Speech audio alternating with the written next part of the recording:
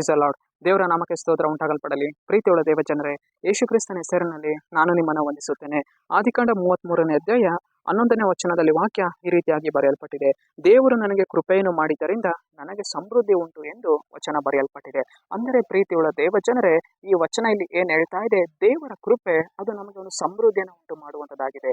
ದೇವರ ಒಂದು ಕೃಪಾ ಕಾರ್ಯಗಳು ನಮ್ಮ ಜೀವಿತಗಳಲ್ಲಿ ಶುಭದ ಕಾರ್ಯಗಳನ್ನು ಅದು ಉಂಟು ಮಾಡುವಂತದ್ದಾಗಿದೆ. ಪ್ರೀತಿಯುಳ್ಳ ದೇವ ಜನರೇ, ನಮ್ಮ ಜೀವಿತಗಳಲ್ಲಿ ದೇವರ ಕೃಪೆಯಲ್ಲಿ ನಾವು ನಡೆದು ಹೋಗುವಾಗ ಕರ್ತನು ನಮಗೇನ್ ಮಾಡುವನಾಗಿದ್ದಾನೆ, ಒಂದು ಸಮೃದ್ಧಿಯನ್ನು ಉಂಟು ಮಾಡುವರಾಗಿದ್ದಾರೆ. ನಾವು ದೇವರ ಕೃಪೆಯಲ್ಲಿ ನಡೆದು ಹೋಗಬೇಕು. ಆಗ ನಮ್ಮ ಜೀವಿತಗಳಲ್ಲಿ ಒಂದು ಸಮೃದ್ಧಿಯನ್ನು ಕಾಣ್ತೇವೆ. ನಾವು ಕೈಟ್ ಮಾಡುವ ಪ್ರಯಾಸಗಳಲ್ಲಿ ಒಂದು ಸಮೃದ್ಧಿಯನ್ನು ನೋಡ್ತೇವೆ. ನಾವು ನಡೆದು ಹೋಗುವ ಮಾರ್ಗಗಳಲ್ಲಿ ಒಂದು ಸಮೃದ್ಧಿಯನ್ನು ನೋಡ್ತೇವೆ. ಪ್ರೀತಿಯುಳ್ಳ ದೇವ ಜನರೇ, ಆತನ ಕೃಪೆ ಪ್ರತಿ ದಿನವೂ ಅದು ನಮಗೇನ್ ಮಾಡುವಂತದ್ದಾಗಿದೆ, ಪ್ರತಿ ದಿನವೂ ನಮ್ಮನ್ನು ನಡೆಸುವಂತದ್ದಾಗಿದೆ. ಒಂದು ಸಮೃದ್ಧಿಯಾದ ಜೀವಿತವನ್ನ ಕೊಂಡು ಬರುವಂತದ್ದಾಗಿದೆ. ಪ್ರತಿ ದಿನವೂ ಅದು ನಮ್ಮನ್ನ ಬಲಪಡಿಸುವಂತದ್ದಾಗಿದೆ.